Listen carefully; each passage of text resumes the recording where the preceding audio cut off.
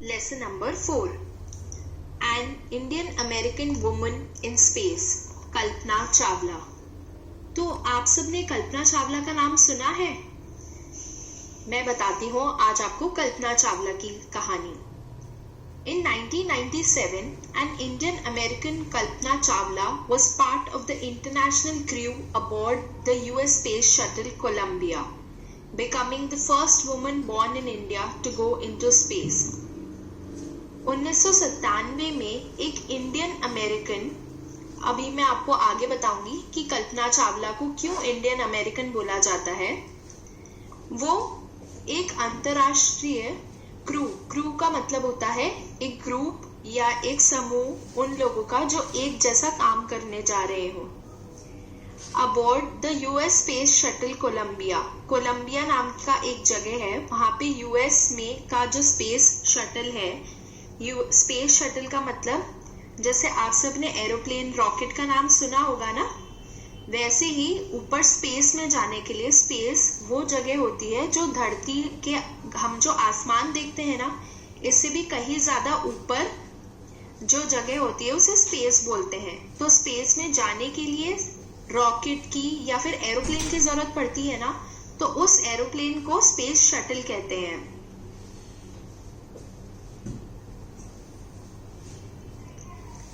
तो अब पढ़ते हैं. तो जैसे स्पेस शटल क्या होता है वो हमने पढ़ा ना, तो अब स्टार्ट करते हैं. A space shuttle is a spacecraft that is made for repeated space travel, for example between Earth and a space station. तो जैसे बस स्टेशन होता है ना, बस स्टैंड, वैसे ही स्पेस में भी ऊपर आसमान के बहुत ऊपर भी ऐसे बस स्टैंड है, उनको स्पेस स्टैंड या स्पेस स्टेशन बोलते हैं. तो वहां नीचे धरती से ऊपर वहां तक जाने के लिए जो रॉकेट या जो एरोप्लेन काम में आता है उसे स्पेस शटल बोलते हैं. दूसरा है naturalised US citizen. Naturalised US citizen का मतलब होता है जिसे यूएस यानी कि यूनाइटेड स्टेट्स, यानी कि आपके लिए अगर मैं आपको समझाऊं तो फॉरेन जैसे हम बोलते हैं, तो जैसे भारत एक देश है वैसे यूएस भी एक देश है, यूनाइटेड स्टेट्स अमेरिका. तो अमेरिका नेचुरलाइज्ड यूएस सिटीजन मतलब ऐसा नागरिक जिसे वहां की नागरिकता प्रदान की गई हो, मिली हो. स्पेस तो हमने पढ़ ही लिया क्या होता है. फ्रंटियर्स ऑफ स्पेस का मतलब होता है जिसे हमारे यहाँ बॉर्डर होती है वैसे स्पेस की बॉर्डर को बोलते हैं फ्रंटियर्स ऑफ स्पेस. अबॉर्ड का मतलब होता है किसी चीज के साथ में आना. लिफ्ट ऑफ का मतलब होता है, आपने टेक ऑफ का नाम सुना होगा ना, कोई चीज जैसे एरोप्लेन टेक ऑफ करता है, वैसे ही लिफ्ट ऑफ का मतलब होता है जब एक स्पेस क्राफ्ट यानी कि जब एक स्पेस शटल जब नीचे धरती से ऊपर जाता है एकदम सीधे, तब आसमान में, तब उसे बोलते हैं लिफ्ट ऑफ होना. और क्रू हमने पढ़ ही लिया है क्या होता है. तो अब इस लेसन के स्टार्टिंग में आप देखोगे एक न्यूज रिपोर्ट है. न्यूज रिपोर्ट का मतलब अखबार में छपी हुई एक खबर है. Tragedy in space, US space shuttle Columbia breaks into flames. अब ट्रेजेडी इन स्पेस, ट्रेजेडी का मतलब क्या होता है, एक बहुत ही दुखद घटना. और कहाँ हुई है दुखद घटना? स्पेस में, ऊपर. क्या हुआ है? यूएस स्पेस शटल कोलंबिया मतलब यूएस ने जो स्पेस शटल यानी कि जो एरोप्लेन ऊपर भेजा था वो, उसमें आग लग गई. तो अब पढ़ते हैं ये खबर क्या थी. In an unprecedented space tragedy, US space shuttle Columbia carrying India-born American astronaut Kalpana Chawla and 6 others broke apart in flames as it streaked over Texas towards its landing strip on Saturday, 1st February 2003, killing all 7 on board. तो यहाँ क्या है कि एक unprecedented का मतलब होता है जो पहले से किसी ने देखी ना हो, जिसका पहले से किसी ने अनुमान नहीं लगाया हो कि ऐसा भी हो सकता है. तो ऐसी एक दुखद घटना हुई स्पेस में, और उसमें क्या हुआ, यूएस का जो स्पेस शटल था, कोलंबिया नाम था जिसका, जिसमें इंडिया बॉर्न यानी कि भारत में पैदा हुई और अमेरिका की एस्ट्रोनॉट भारत में पैदा हुई और अमेरिका के एस्ट्रोनॉट आगे समझ आएगा। एस्ट्रोनॉट कौन होते हैं? अब हम पहले हम वो देखेंगे कि एक एस्ट्रोनॉट कौन होता है। एस्ट्रोनॉट वो इंसान होता है जो धरती का हमारा जो आसमान है उससे भी कहीं ज्यादा ऊपर जो सैर करता है उसे एस्ट्रोनॉट बोला जाता है। ठीक है, तो कल्पना चावला और उनके साथ 6 और लोग थे उस स्पेस शटल कोलंबिया में। वो स्पेस शटल के टुकड़े टुकड़े हो गई और उसमें आग लग गया। कैसे? जब वो टेक्सास नाम की एक जगह के ऊपर से गुजरा जहां उसकी लैंडिंग यानी कि जहां वो उतरने वाला था। और ये कब हुआ? शनिवार 1 फरवरी 2003 को। और इसमें जितने भी 7 लोग थे वो 7 मर गए। The shuttle lost contact with NASA at about 9 AM. तो इस शटल का आखिरी बार कांटेक्ट यानी कि इस शटल से आखिरी बार जब बात हुई थी किसी की तब सुबह 9 बजे हुई थी और वहां के हिसाब से। और यहाँ और किससे बात हुई थी? नासा से। तो नासा क्या है? National aeronautical space agency. ठीक है, तो ये बहुत बड़ी एजेंसी है जो ऐसे बहुत सारे मिशन पे भेजती है लोगों को। ठीक है, national aeronautics and space administration. तो ये तरह की एजेंसी है। तो जब वो लैंड होने वाला था ये शटल कोलंबिया, तब वो लास्ट कांटेक्ट था नासा से 9 बजे और उसके बाद वो कांटेक्ट खत्म हो गया। It was flying at an altitude of over 2 lakh feet and traveling at over 20,000 km per hour when ground control lost contact with the shuttle. जब उस शटल से कांटेक्ट टूटा तब वो शटल 2 लाख फीट की ऊंचाई पर उड़ रहा था और उसकी स्पीड थी 20,000 किलोमीटर प्रति घंटे की स्पीड से उड़ रहा था। Columbia had lifted off on 16 January 2003 from the Kennedy Space Center, Florida. It had stayed in orbit for 16 days and the 7-member crew conducted 80 experiments before it began its downward journey, which ended in tragedy. This was Columbia's 28th space flight and the shuttle was said to be good for 100 flights. तो ये Colombia कौन सी तारीख को ऊपर गया था? Lift off कौन सी तारीख को हुआ था? 16 जनवरी 2003 को। कहाँ से? कैनेडी स्पेस सेंटर, फ्लोरिडा से। और ये ऊपर आसमान कितने दिन तक रहा?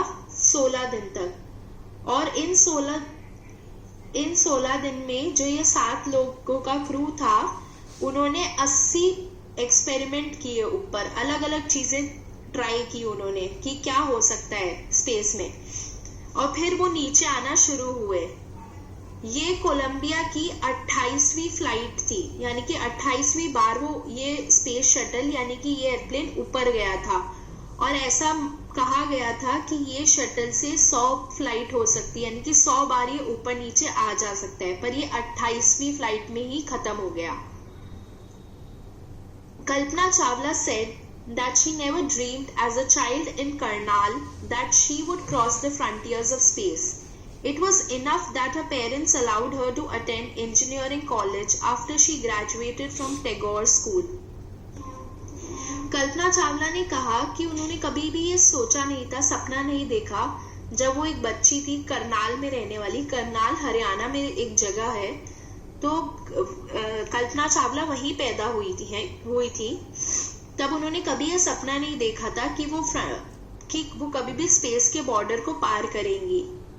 उनके लिए इतना ही काफी था कि उनके माता पिता ने उनको इस बात की इजाजत दी कि वो इंजीनियरिंग कॉलेज में जाए। जब उन्होंने टैगोर स्कूल से अपनी पढ़ाई खत्म की तो एक इंजीनियरिंग कॉलेज में जाके इंजीनियरिंग पढ़े। उनके लिए इतना ही काफी था। After a bachelor of science degree in aeronautical engineering against great opposition from her father, she went for a master's degree to the United States of America. She later earned her PhD in aerospace engineering.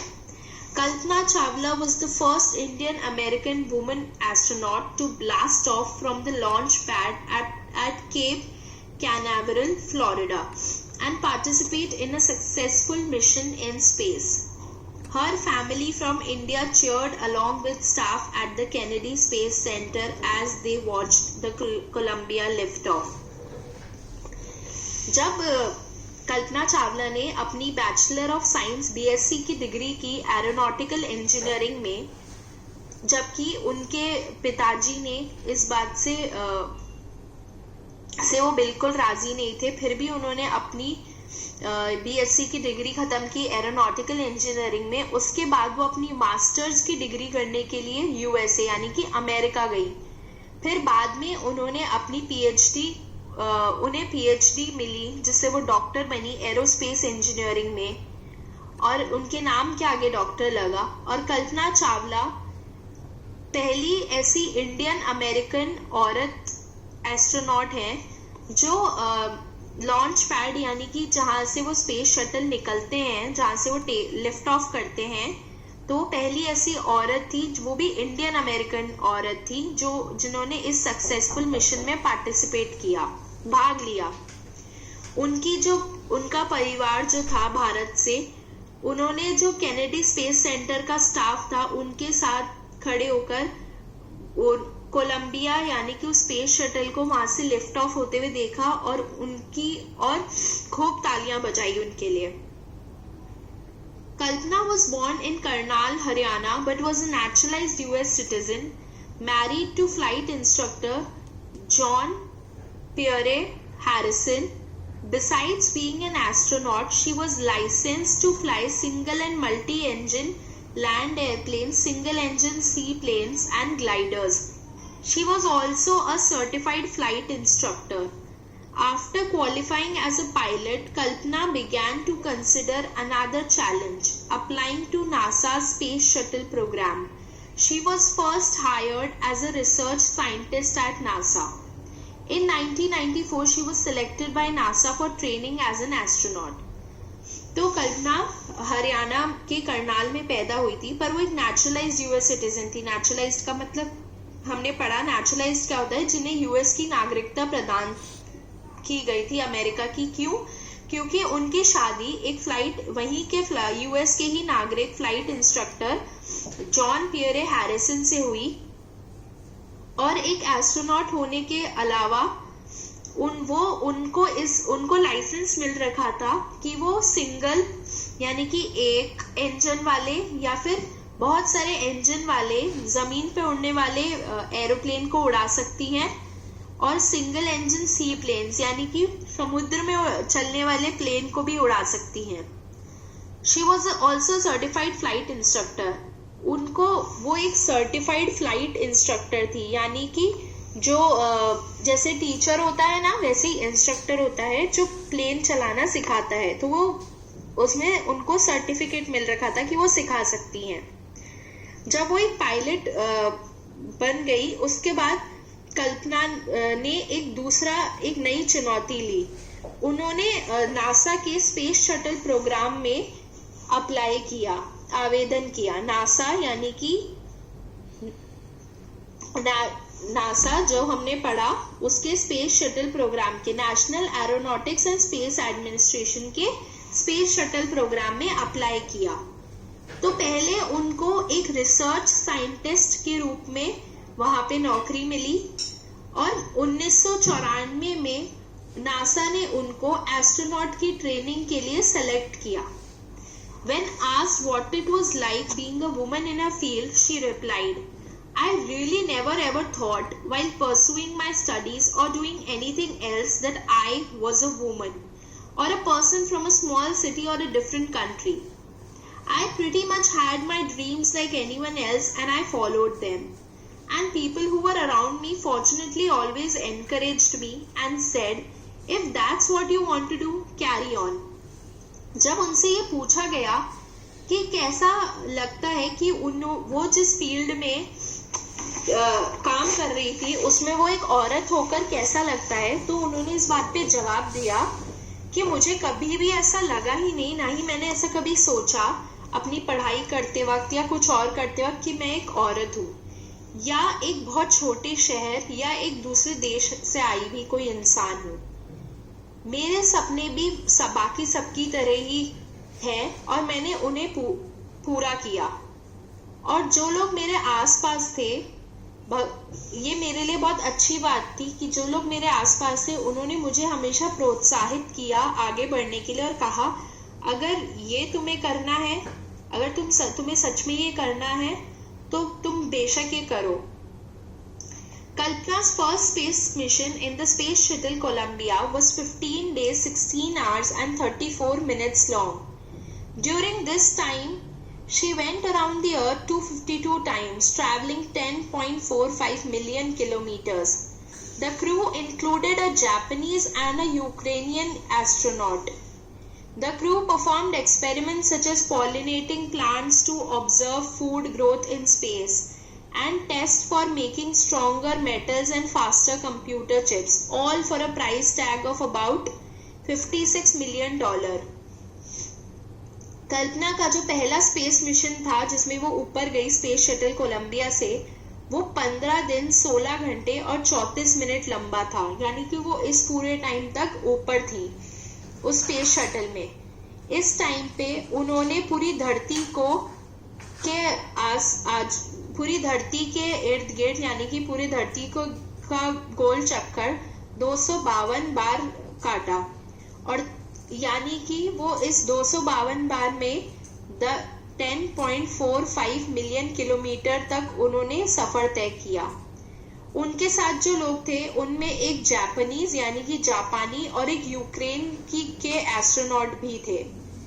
उन लोगों ने मिलकर बहुत सारे experiment किए, जैसे पौधे उगाना ताकि वो ये देख सके स्पेस में खाने की ग्रोथ कैसी है, और ये टेस्ट किया कि कौन सा मेटल यानी कौन सी धातु ज्यादा ताकतवर है या फिर कौन सी कंप्यूटर चिप ज्यादा तेज है, और इस सब का पैसा लगा था $56 million.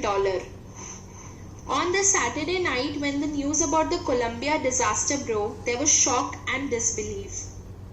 The town of Karnal spent the sleepless nights as thousands of households stayed glued to their television sets in the hope that Kalpana and the crew had somehow survived. उस शनिवार की रात को जब ये खबर फैली कि कोलंबिया की जो दुखद घटना हुई कि कोलंबिया जो है वो उसमें आग लग गई, यानी कि उस स्पेस शटल में आग लग गई, जब ये न्यूज़ फैली, जब ये खबर फैली तो हर जगह सिर्फ हैरानी और दुख था। जो करनाल शहर में उस रात कोई नहीं सोया, क्योंकि हर घर में सब अपने टीवी के सामने आंखें गड़ाकर बैठे रहे इस उम्मीद में कि कल्पना और उनके साथ वाले किसी तरह से जिंदा बच गए हों। A journalist wrote, "She was a heroine. It takes enormous ability to become an astronaut. You need to know a lot about everything, from biology to astrophysics to aeronautical engineering. In this age of super specialization, you must have encyclopedic knowledge to be an astronaut. Her achievement is awe-inspiring." एक journalist यानी कि एक पत्रकार ने लिखा कि वो एक हीरोइन थी। उन्होंने उसे हीरोइन क्यों कहा? उन्होंने ऐसा लिखा कि वो एक हीरोइन थी और इसमें बहुत योग्यता चाहिए। एस्ट्रोनॉट बनने के लिए बहुत सारी योग्यता चाहिए। आपको सब कुछ पता होना चाहिए, बायोलॉजी से लेकर एस्ट्रोफिजिक्स से लेकर एरोनॉटिकल इंजीनियरिंग तक। आजकल के टाइम में जब सुपर स्पेशलाइजेशन यानी कि एक ही चीज के बारे में लोग इतना पढ़ते हैं, तो आपके पास इंसाइक्लोपीडिया यानी कि आपके पास एक पूरी किताब जितना ज्ञान होना चाहिए ताकि आप एक एस्ट्रोनॉट बन सको। तो उन्होंने जो हासिल किया है वो सही में काबिले तारीफ है। For millions of young Indians, The story of Kalpana Chawla, a girl from a small town who touched the skies, had become an inspiration. In a message that she sent from aboard the space shuttle Columbia to students of a college in Chandigarh, Kalpana said, उन लाखों भारतीयों के लिए कल्पना चावला की कहानी, यानी कि एक ऐसी लड़की की कहानी जो एक छोटे से शहर से आई और उन्होंने आसमान छुआ, ये एक तरह से सबके लिए एक इंस्पिरेशन का काम किया। इन अ मैसेज उन्होंने जब वो कोलंबिया स्पेस शटल में बैठी तो उन्होंने वहां से एक मैसेज भेजा उनके जो चंडीगढ़ कॉलेज के बच्चे हैं उनके लिए। तो देखते हैं वो मैसेज क्या था। कल्पना said, "The path from dreams to success does exist. May you have the vision to find it, the courage to get onto it. Wishing you a great journey." कल्पना ने कहा कि सपनों से लेकर सक्सेस तक का जो रास्ता होता है वो सच में होता है। लोगों को लगता है कि सपने सिर्फ देखने की चीजें पर नहीं, सपने पूरे भी होते हैं। तो काश तुम्हारे पास वो विजन हो, तुम्हारे पास वो देखने का नजरिया हो कि तुम उस रास्ते को ढूंढ सको और हिम्मत हो कि तुम उस रास्ते पर चल सको, और काश तुम्हारा ये सफर बहुत अच्छा जाए। तो देखा आपने कल्पना चावला की कहानी और कैसे उनको देखकर ऐसे कई लोग आए आगे जिन्होंने उनकी कहानी से प्रेरणा लेकर अपनी सफर पे निकले ताकि वो अपने सपनों को पूरा कर सके। तो अब स्टार्ट करते हैं क्वेश्चंस। पहला क्वेश्चन है, where was Kalpana Chawla born? Kalpana Chawla कहाँ पैदा हुई थी? Why is she called an Indian American? उनको एक इंडियन अमेरिकन क्यों बोला जाता है? तो इसका जवाब आपको मिलेगा 3rd नंबर के पैराग्राफ में। कल्पना चावला कहाँ पैदा हुई थी? जैसा मैंने बताया वो हरियाणा के करनाल नाम के गांव में पैदा हुई थी। Why is she called an Indian American? उनको एक इंडियन अमेरिकन क्यों बोला जाता है? क्योंकि वो भारत में पैदा तो हुई, यानी कि इंडिया में पैदा तो हुई, पर वो अमेरिका में रही, मतलब उनको अमेरिका की नेचुरलाइज्ड यूएस सिटीजन थी, मतलब उनको यूएस की अमेरिका की नागरिकता प्रदान की गई थी क्योंकि उन्होंने एक वहीं के नागरिक जॉन पियरे हैरिसन से शादी की। दूसरा सवाल है, when and why did she go to the US? Who did she marry? कब और क्यों वो यूएस गई और उन्होंने किससे शादी की? तो इसका जवाब आपको दूसरे और तीसरे पैराग्राफ में मिलेगा।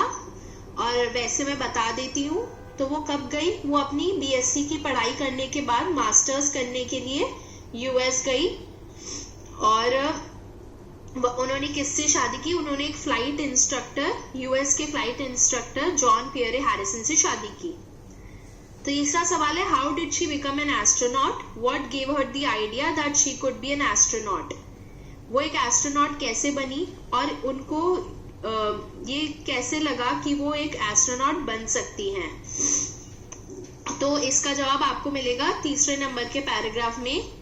जब कल्पना जो थी वो एक एस्ट्रोनॉट होने के साथ साथ उनको लाइसेंस मिल रखा था कि वो सिंगल यानी कि एक और बहुत सारे इंजन वाले लैंड एयरप्लेन्स यानी कि जमीन पे चलने वाले प्लेन, सिंगल इंजन के समुद्र में चलने वाले प्लेन उड़ा सकती है। वो एक सर्टिफाइड फ्लाइट इंस्ट्रक्टर भी थी। जब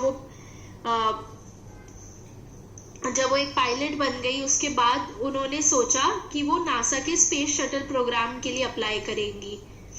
तो इसी तरह से उनको लगा कि वो एक एस्ट्रोनॉट भी बन सकती है।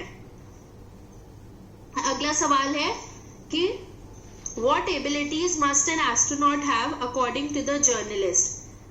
कि जो पत्रकार के हिसाब से एक एस्ट्रोनॉट में क्या क्या योग्यताएं होनी चाहिए? तो इसका जवाब 6ठे पैराग्राफ में है कि आपको you need to know a lot about everything from biology to astrophysics to aeronautical engineering. In this age of super specialization you must have encyclopedic knowledge to be an astronaut.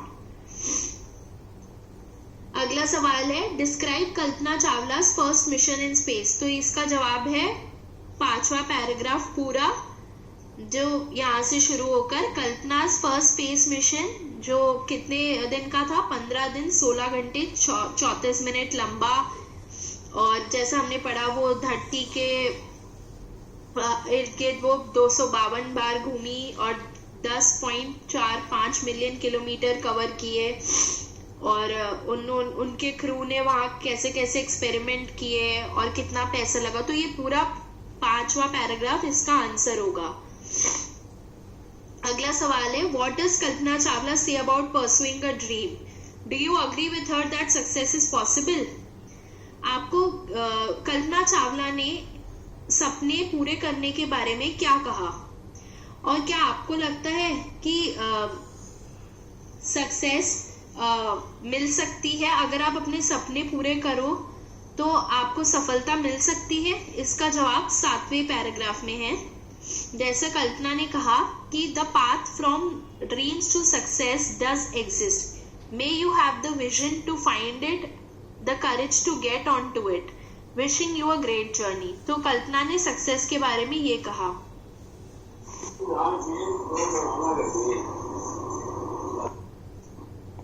तो next question है read the newspaper report to find the following facts about the Columbia's ill-fated voyage। मतलब कि आपको ऊपर जो newspaper report दी गई है, यानी अखबार की जो रिपोर्ट दी गई है, उसमें से ये सारे रिक्त स्थान भरने हैं। तो पहला है date and place of lift off, मतलब कि तारीख और जगह उस स्पेस शटल के लिफ्ट ऑफ की। तो ऊपर रिपोर्ट में जैसा लिखा हुआ है, कब हुआ था लिफ्ट ऑफ, 16 जनवरी 2003, 16 जनवरी 2003 ये है डेट, और प्लेस क्या है, कैनेडी स्पेस सेंटर फ्लोरिडा। ये आपको ऊपर बॉक्स में मिलेगा आंसर। दूसरा है number of astronauts on board. तो इसका जवाब है 7 लोग थे उस क्रू में। फिर है number of days it stayed in space. Number of days it stayed in space, इसका जवाब है 16 दिन, 16 डेज। फिर अगला क्वेश्चन है डेट ऑफ रिटर्न जर्नी।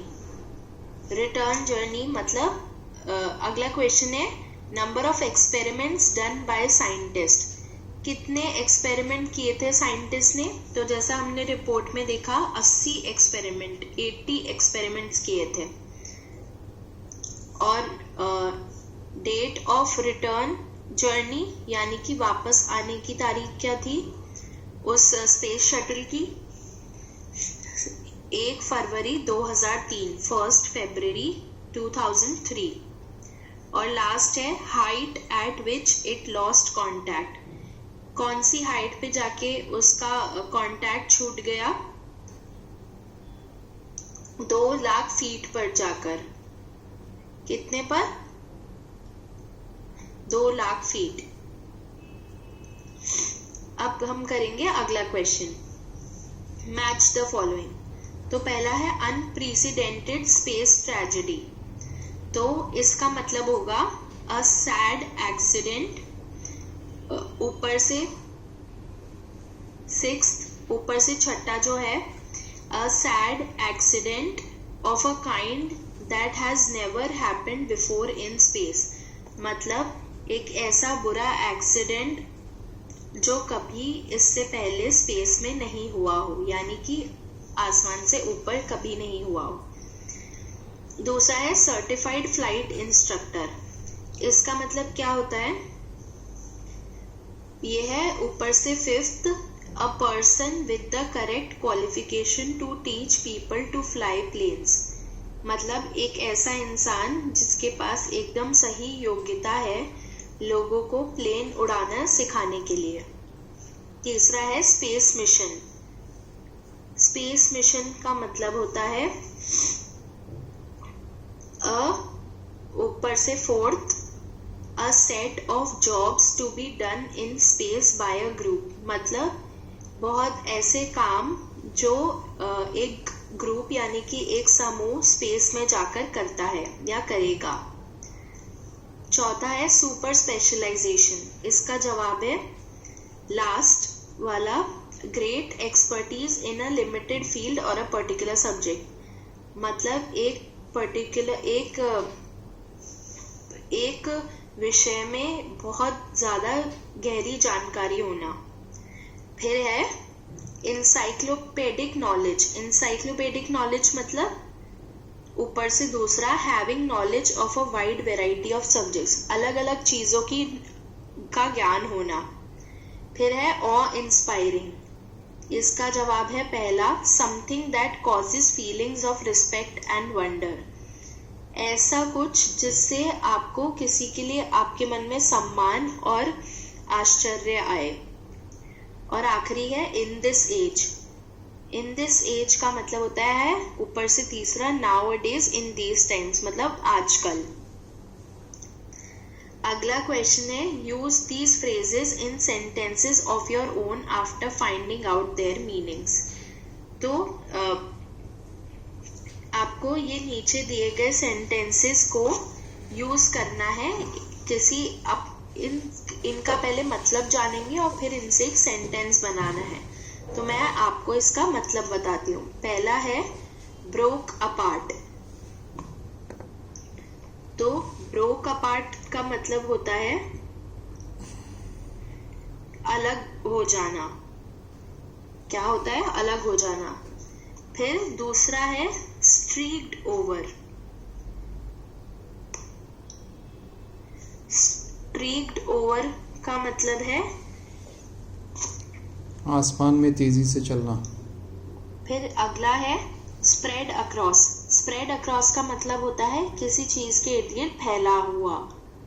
फिर चौथा है लिफ्टेड ऑफ। लिफ्टेड ऑफ का मतलब होता है कहीं से निकल जाना या ऊपर चले जाना। जैसे space shuttle lifted of something, मतलब उस सेंटर से ऊपर चले जाना स्पेस शटल का।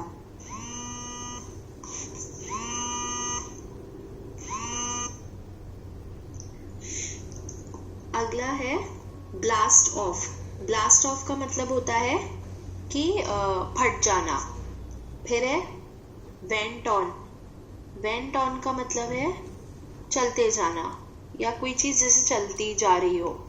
जैसे she went on saying this, she went on repeating this, ऐसे। फिर है cheered along। cheered along का मतलब है किसी के साथ में किसी के लिए cheer करना, यानी कि खुशी, अब ताली बजाना या फिर कुछ बोलना। अगला है ऑन बोर्ड। ऑन बोर्ड का मतलब कि उस चीज पर लोगों का होना। फिर है कैरी ऑन। कैरी ऑन का मतलब कोई चीज चलती जा रही हो। अगला है तो हम अगर कोई शब्द होता है तो हम उसके आगे अन लगाते हैं ताकि हम उसका विलोम शब्द बन जाता है, वो उसका ऑपोजिट। जैसे ट्रू। ट्रू का मतलब होता है सच। ट्रू का मतलब होता है सही। और अनट्रू का मतलब होता है जो सही नहीं हो। तो ऐसे ही इन नीचे दिए शब्दों के आगे हमें UN लगाना है और फिर हम इनके शब्द देखेंगे, इनके मतलब देखेंगे।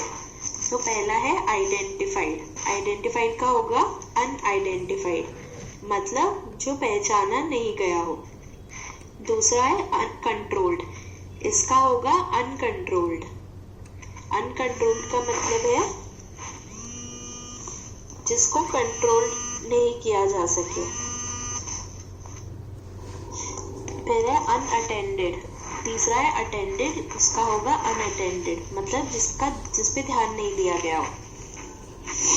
चौथा है अनसक्सेसफुल, इसका होगा अनसक्सेसफुल मतलब कि जो सफल नहीं हुआ हो। फिर है पांचवा इम्पोर्टेंट, इसका होगा अनइम्पोर्टेंट मतलब जो जरूरी ना हो। छठा है एजुकेटेड, इसका होगा अनएजुकेटेड मतलब जो पढ़ा लिखा नहीं हो।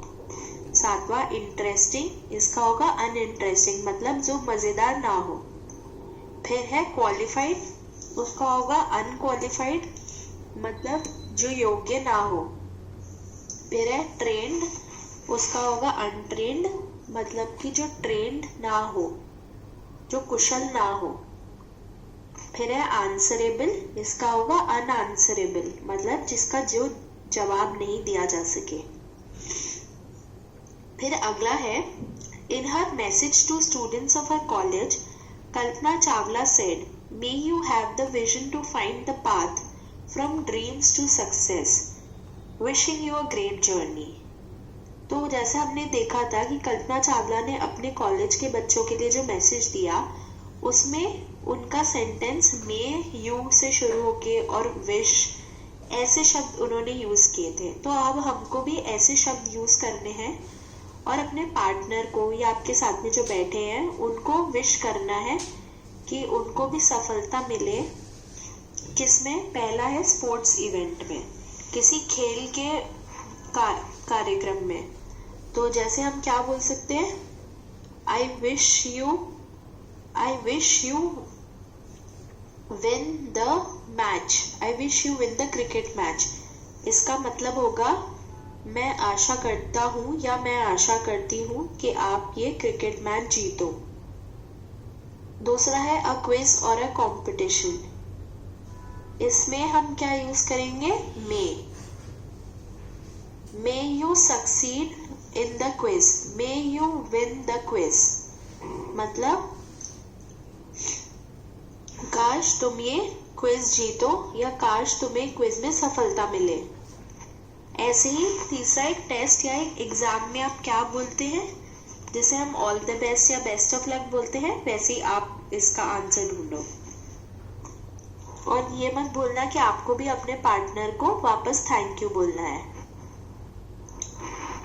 अब अगला ये है कि आप ये भी देख सकते हो कि जैसे हम किसी को पोस्ट कार्ड भेजते हैं ना डाक से, या आजकल हम मैसेज भेजते हैं फोन पे एक दूसरे को, अगर हाय हेलो के, गुड मॉर्निंग के।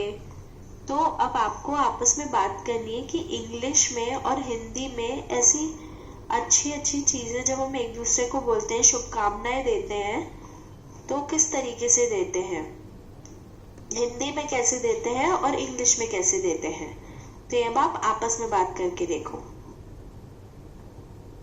अगला है do you have a dream or something you very much wish to do, write a paragraph saying what you want or wish to do, then say in another paragraph how you think you can make your dream come true.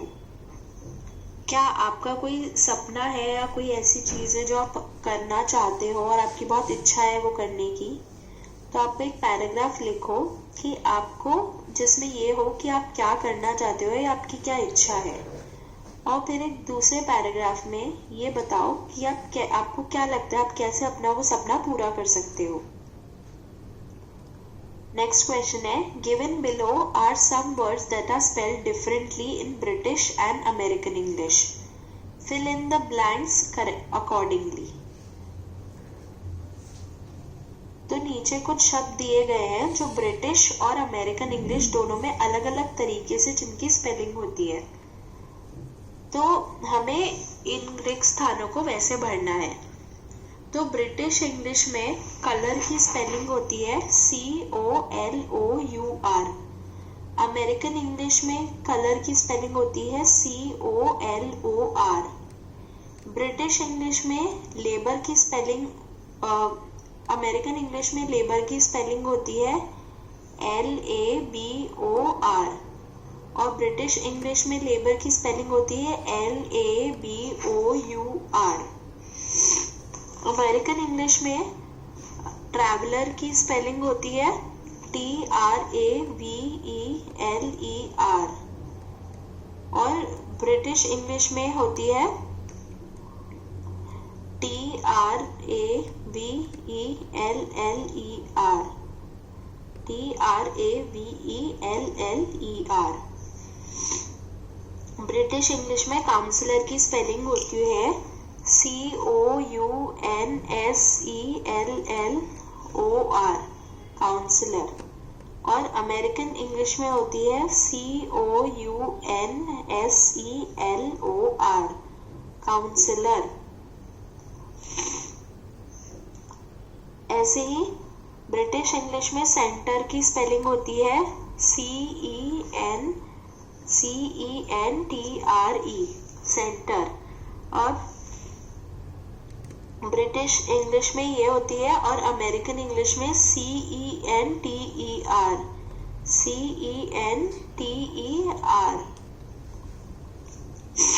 American English में theatre की spelling होती है THEATER, theatre. और British English में होती है THEATRE। American English में organise की स्पेलिंग होती है ORGANIZE, ब्रिटिश में ORGANISE। ब्रिटिश इंग्लिश में रियलाइज होता है REALISE, अमेरिकन में REALIZE। अमेरिकन में डिफेंस होता है DEFENSE, और ब्रिटिश में होता है DEFENCE। ब्रिटिश में ऑफेंस होता है OFFENCE, अमेरिकन में OFFENSE। तो अब हम पढ़ेंगे एक कविता, एक पोएम जिसका नाम है ब्यूटी। ब्यूटी का मतलब होता है खूबसूरती। तो आपको क्या लगता है क्या होती है खूबसूरती आपको? तो अब इससे पहले आपको एक छोटी सी एक्टिविटी करनी है। आपको एक लिस्ट बनानी है ऐसी चीजों की या ऐसे लोगों की जो आपको लगता है खूबसूरत है। तो अब हम पोएम पढ़ते हैं। Beauty is seen in the sunlight, the trees, the birds, corn growing and people working और डांसिंग फॉर देयर हार्वेस्ट। तो इसका मतलब क्या है? खूबसूरती किस में दिखती है? In the sunlight. सनलाइट का मतलब जब उजाला हो। किन चीजों में? उजाले में, यानी कि सूरज की रोशनी में खूबसूरती होती है। ट्रीज, पेड़ों में होती है, पक्षियों में होती है। कॉर्न ग्रोइंग, जब भुट्टा उगता है उसमें होती है। लोग काम करते हैं उसमें होती है। या फिर लोग जब उनकी फसल पक जाती है तब नाचते हैं उसमें होती है। Beauty is heard in the night, wind sighing, rain falling or a singer chanting anything in earnest. Beauty किसमें सुनाई देती है? खूबसूरती किसमें सुनाई देती है? रात में। रात में कैसे सुनाई देती है खूबसूरती? जब विंड साइन, यानी कि जब हवा चल रही होती है या बारिश गिर रही होती है, या फिर एक गायक जब गा रहा होता है, एकदम ध्यान लगा के कुछ गा रहा होता है, उस चीज में खूबसूरती हमें तब सुनाई देती है। लास्ट है, beauty is in your self, good deeds, happy thoughts that repeat themselves in your dreams, in your work and even in your rest। मतलब खूबसूरती हम में खुद में है, अच्छे काम करने में, खुश चीजें सोचने में। और ये सब वापस कहाँ हम देख पाते हैं? अपने सपनों में, अपने काम में, और जब हम कुछ नहीं कर रहे होते हैं उसमें भी खूबसूरती है। तो कैसी लगी आपको ये पोएम? अब हम पहला क्वेश्चन देखते हैं। The poet says beauty is heard in. Can you here beauty? Add a sound that you think is beautiful to the sounds that poet thinks are beautiful. The poet Keats said, "Heard melodies are sweet, but those unheard are sweeter."